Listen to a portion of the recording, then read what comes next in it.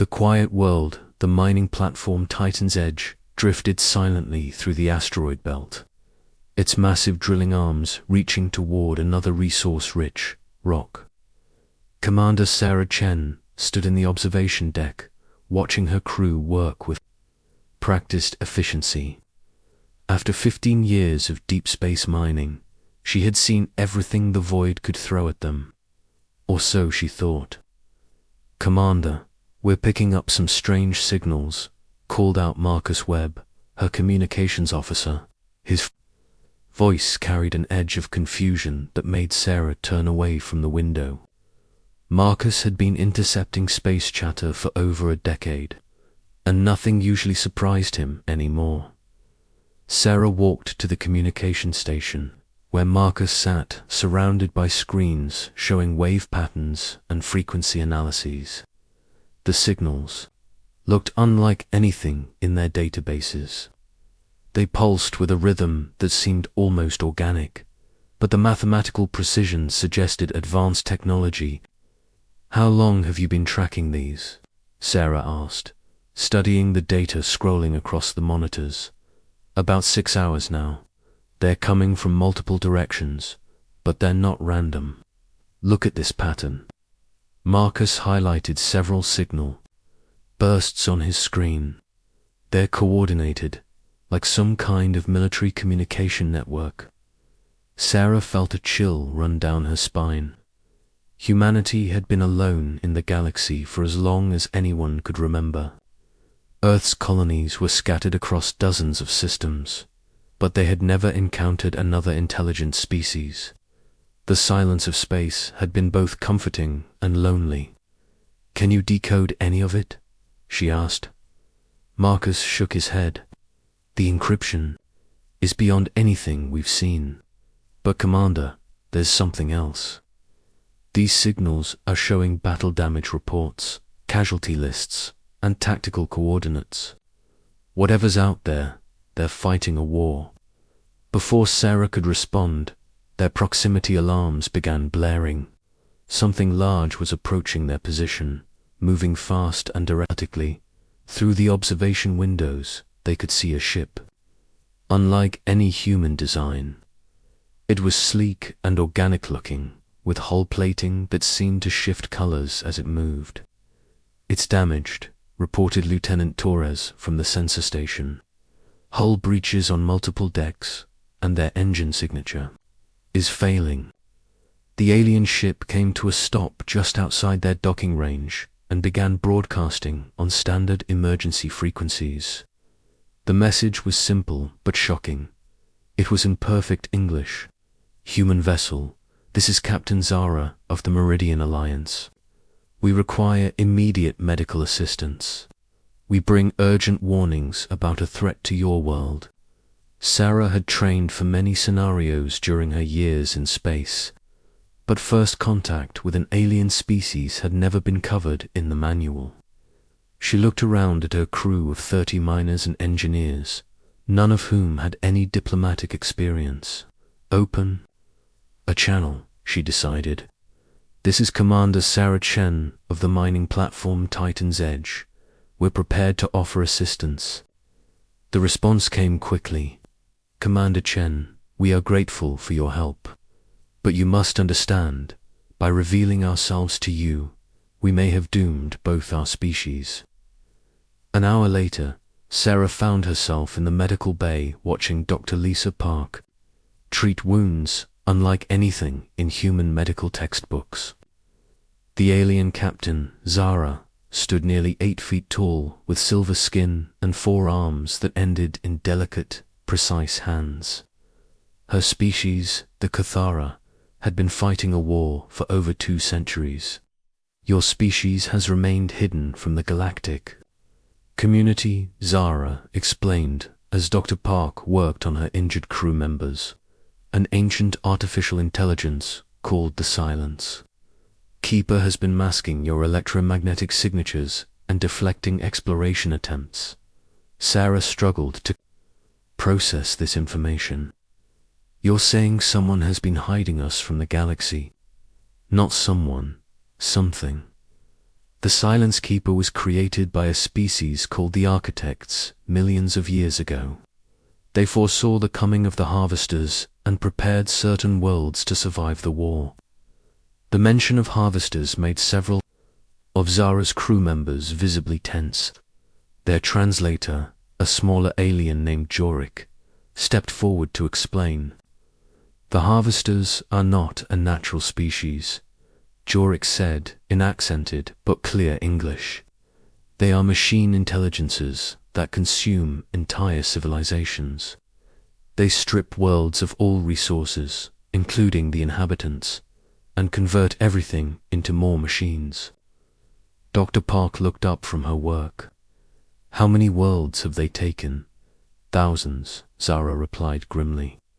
The Meridian Alliance represents the combined forces of 47 surviving species. We have been losing the war for decades. Sarah felt the weight of this revelation settling on her shoulders. Why are you telling us this? If we're hidden, shouldn't we stay that way? Zara's large eyes met Sarah's. Because the Silence Keeper is failing.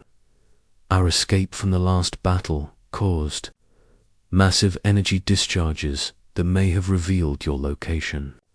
The Harvester's advanced scouts are already searching this sector. The implications hit Sarah like a physical blow. Humanity had been living in peaceful isolation while a galactic war raged around them. Now, because of an accidental encounter, they might be drawn into a conflict that had already claimed thousands of worlds.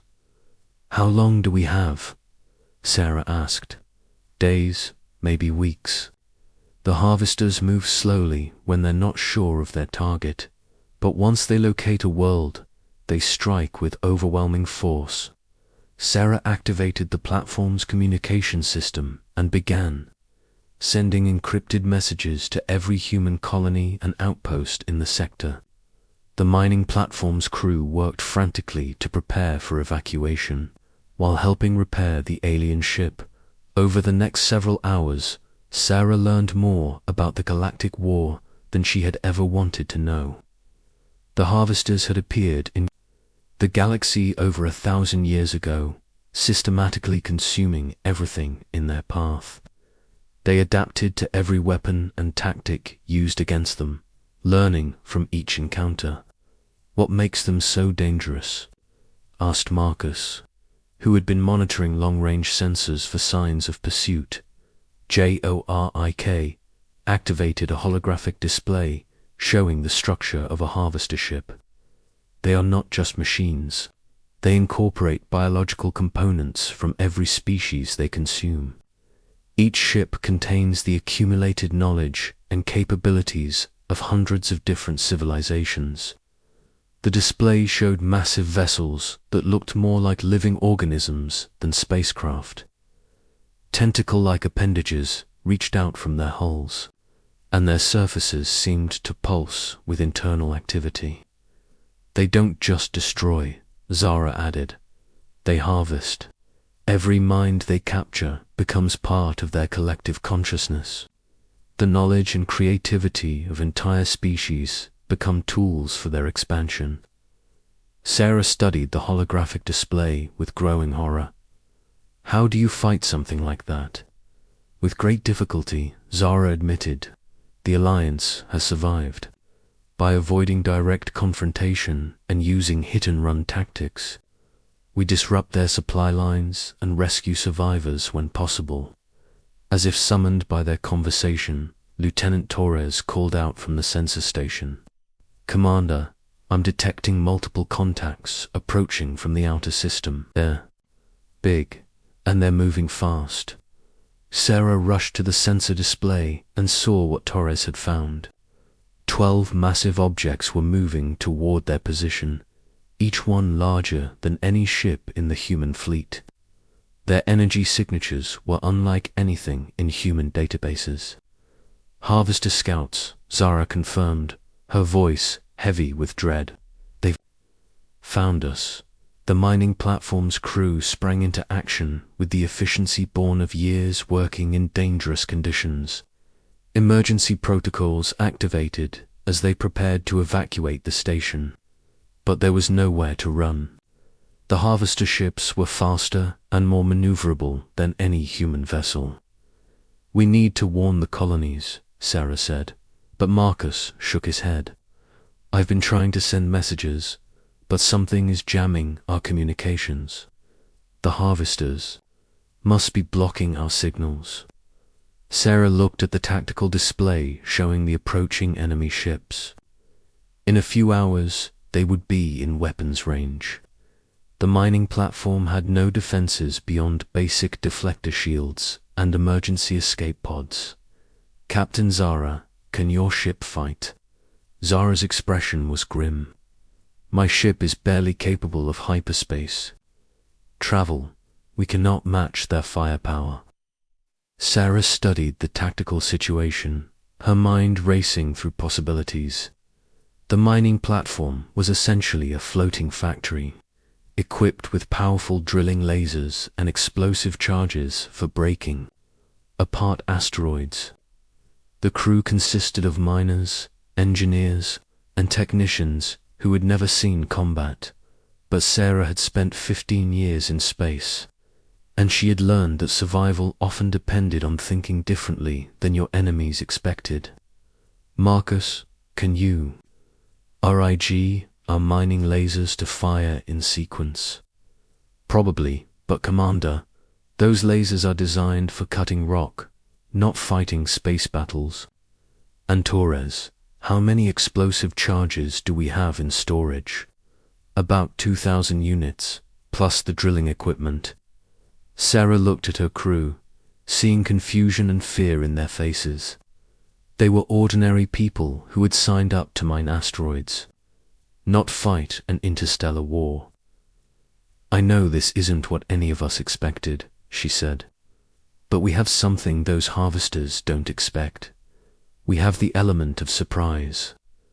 The next few hours passed in a blur of frantic preparation. The mining platform's crew worked alongside the alien refugees, sharing knowledge and techniques. Zara's technical staff helped modify human equipment while learning about Earth's surprisingly advanced mining technology. The Galactic Ultimatum Commander Sarah Chen floated in the observation deck of the UES Pathfinder, watching the blue-green marble of Kepler 186f rotate slowly beneath her ship.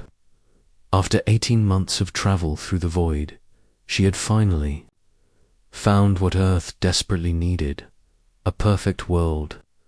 The planet's oceans sparkled like jewels under its red dwarf star, and the atmospheric readings showed breathable air, stable weather patterns, and no signs of intelligent life. "Commander, the mineral scans are complete," reported Lieutenant Jake Morrison from the bridge. "Abundant water, fertile soil, and enough rare earth elements to support a colony of 50,000 people within the first decade." Sarah smiled as she activated her communication array. This would be the message that changed everything for humanity. Earth's population had reached 15 billion, and the existing 23 colonies were already straining under the weight of immigration. Kepler 186f would be humanity's greatest discovery since faster-than-light travel. "Earth Control, this is Commander Chen aboard the Pathfinder. We have confirmed Kepler 186f as a class colonization candidate, beginning detailed survey protocols and recommending immediate colonial fleet deployment." As she finished her transmission, the ship's proximity alarms began screaming. Sarah rushed to the bridge, where her crew was staring at the main display in shock. Massive shapes were materializing around the star system, ships so large they dwarfed anything humanity had ever built. "Ma'am, we're reading 8 vessels, each approximately 15 kilometers in length," Morrison reported, his voice tight with fear. "They just appeared out of nowhere. No warp signatures, no energy trails. It's like they stepped out of another dimension." The largest ship positioned itself directly between the Pathfinder and Kepler 186f. Its hull was a flowing mixture of metal and what looked like living crystal, pulsing with bioluminescent patterns that seemed to communicate in some alien language. The other 7 ships formed a perfect sphere around the entire system. A communication signal pierced through their systems, bypassing their encryption and broadcasting directly to the bridge. The voice that emerged was deep, mechanical, but somehow carried the weight of ancient authority. Human vessel, you are in violation of Galactic Containment Protocol 7 Alpha. I am Ambassador Vexstar of the Hegemony Council. Your species has been designated for territorial restriction. You will immediately cease all expansion activities and withdraw to your current colonial boundaries. Sarah found her voice, though her hands trembled slightly as she activated the communication array. This is Commander Sarah Chen of the United Earth Colonial Survey Corps. We come in peace and detected no intelligent life in this system. We're simply seeking new homes for our growing population. Your intentions are irrelevant, Vexstar replied coldly. Humanity has expanded to 23 star systems in less than 2 centuries.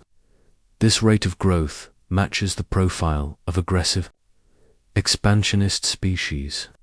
The hegemony has determined that your race poses a potential threat to galactic stability.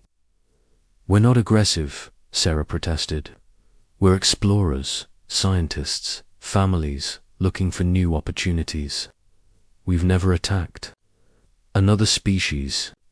The Corvani said the same thing before they consumed 700 worlds, Vexstar responded, as did the Brightok before they enslaved 43 species. The hegemony exists to prevent such catastrophes. You are the 47th species. To be contained. Most accepted their restrictions peacefully, and those who didn't, Sarah asked, though she dreaded the answer. They learnt the consequences of defying the will of the galaxy's protectors. The communication line went silent for a moment before Vexstar spoke again. You have 72 hours to contact your leadership and begin withdrawal from all systems. Beyond your original 12 colonies, colonial ships approaching any restricted systems will be destroyed without warning. As the massive alien ships took defensive positions throughout the system, Sarah's mind raced. She had to get word back to Earth immediately. The journey would take 3 weeks at maximum acceleration, but Earth needed to know what humanity was facing. Morrison, plot a course for Earth maximum burn, and get me a connection to Admiral Park at Colonial Defense Command. While her crew prepared for the journey home, Sarah stared at the alien fleet through the viewport. The ships were beautiful in their alien design, but they represented something terrible, the end of humanity's dreams among the stars. The quantum communication array finally connected to Earth, and Admiral Jackson Park's weathered face appeared. On the screen, behind him, Sarah could see the controlled chaos of the Colonial Defense Force headquarters. Commander Chen, your preliminary report caused quite a stir here. Are you certain about these numbers? 8 ships, each 15 kilometers long, Admiral. They've positioned themselves around the entire system and claim to represent something called the Hegemony Council. They're demanding we withdraw from 11 of our colonies. Admiral Park's expression darkened. That would mean abandoning over 3 million colonists. The logistics alone would be impossible, not to mention the political nightmare. Admiral, there's something else. They mentioned being the 47th species to be contained. This isn't their first time doing this. Understood. I'm patching you through to President Vasquez. She's calling an emergency session of the United Earth Council. President Elena Vasquez appeared on screen, her usually composed demeanor showing cracks of stress. "Commander Chen, I need you to tell me honestly, can we fight these ships?" Sarah looked at the alien vessels surrounding them, each one bristling with energy, weapons, and defensive systems beyond human understanding. "Ma'am, our entire colonial defense fleet wouldn't last 10 minutes against one of those ships. They have technology we can't even comprehend. Then we have 72 hours to find a solution," President Vasquez said grimly. "Commander, get back to Earth as fast as possible. We need every piece of data you can gather about these hegemony ships." As the Pathfinder accelerated toward Earth, Sarah noticed something troubling. Long-range sensors were detecting similar energy signatures around other human colonies. The aliens hadn't just surrounded Kepler 186f, they had surrounded humanity itself, back on Earth, in a facility buried 3 kilometers beneath the Rocky Mountains. Dr. Michael Torres was having the most important conversation of his career. The quantum physics laboratory around him hummed with experimental equipment that officially didn't exist, part of a research program that had been classified. "Beyond Black. Dr. Torres, we need to know, is Project Zeus operational?" President Vasquez asked via encrypted communication. Michael looked at his team of 12 scientists, all of whom had dedicated the last 15 years to a project that seemed like science fiction. "Ma'am, we've had theoretical success, but we've never attempted a full-scale implementation. The risks are enormous. Explain it to me in simple terms, Doctor." "Project Zeus is based on the premise that human consciousness can be digitized and uploaded into a quantum matrix. Once in that state, the consciousness can manipulate matter and energy at the subatomic level. Essentially, we're talking about turning humans into beings of pure quantum energy while retaining their personality and memories. And the risks: complete dissolution of consciousness, permanent brain damage, or worse. We've run computer simulations, but we've never tested it on a living human being." President Vasquez was quiet for a long moment. "How long would you need to prepare for a live test?" "Given the circumstances, we could be ready in 60 hours. But ma'am, we have no idea if this will work or if it could even be weaponized against advanced alien technology. Doctor, humanity is about to be caged like animals. We need to explore every option, no matter how dangerous." As the communication ended, Michael looked at his team. They were about to attempt something that would either save humanity or destroy the volunteers who underwent the process. The quantum chamber at the center of the laboratory seemed to pulse with potential energy, waiting for its first human subject. Captain Rex Morrison had volunteered for dangerous missions before, but nothing compared to this. The younger brother of Lieutenant Jake Morrison aboard the Pathfinder, Rex had always been the more reckless of the two siblings. When the call went out for volunteers for Project Zeus, he didn't hesitate. Captain, we need to be completely clear about what we're asking, Dr. Torres explained as Rex lay on the preparation table. Your consciousness will be uploaded into our quantum matrix. If successful, you'll have abilities beyond anything humans have ever possessed. If it fails, you'll die, and there won't be enough left of your brain to even attempt revival. Doc, my brother is out there facing ships that could destroy our entire fleet. If this gives us even a chance of protecting our people, I'm ready. The quantum chamber activated with a sound like reality itself, tearing. Energy patterns danced across the walls as Rex's consciousness was slowly digitized and uploaded into the experimental matrix. For 12 terrifying minutes, his vital signs flatlined, while his brain patterns showed activity unlike anything the scientists had ever recorded. Then Rex Morrison opened his eyes, and they glowed with soft blue light. Asterisk.